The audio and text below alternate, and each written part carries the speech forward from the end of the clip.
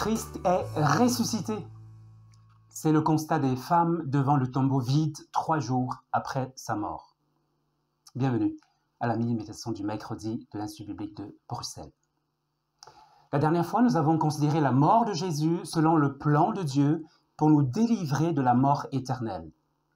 Aujourd'hui, nous voulons voir cet aspect culminant de l'histoire de la rédemption, à savoir que Dieu a ressuscité Jésus en le délivrant des liens de la mort parce qu'il n'était pas possible qu'il fût retenu par elle.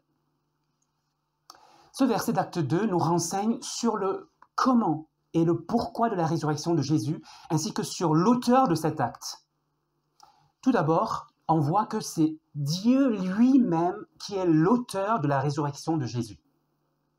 Les Israélites se sont rendus coupables en crucifiant le Messie.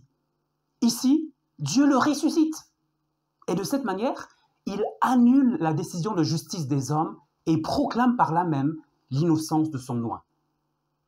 Ce fait confirme le plan divin, comme quoi Jésus est le véritable Messie promis par Dieu pour l'humanité. Comment Dieu a-t-il fait cela?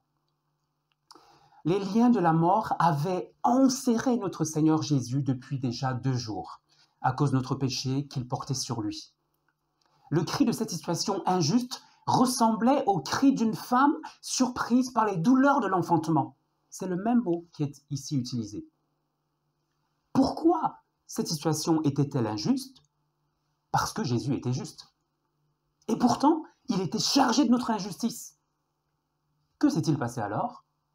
Le 3e jour, les liens de la mort ont continué d'enserrer notre péché et le Seigneur Jésus, mais Dieu a libéré son Fils innocent des liens de la mort.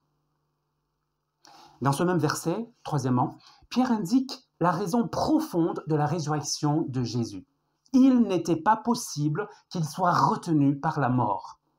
Il s'agit donc d'un rétablissement de justice. Le salaire du péché étant la mort, Romains 6, 23, il n'était pas possible que la mort le garde plus que nécessaire, Jésus étant sans péché. Ici se trouve en tout cas accomplie la parole que Jésus avait dite à ses disciples. Ainsi, il est écrit que le Christ souffrirait et qu'il ressusciterait des morts le 3e jour. Luc 24, 46.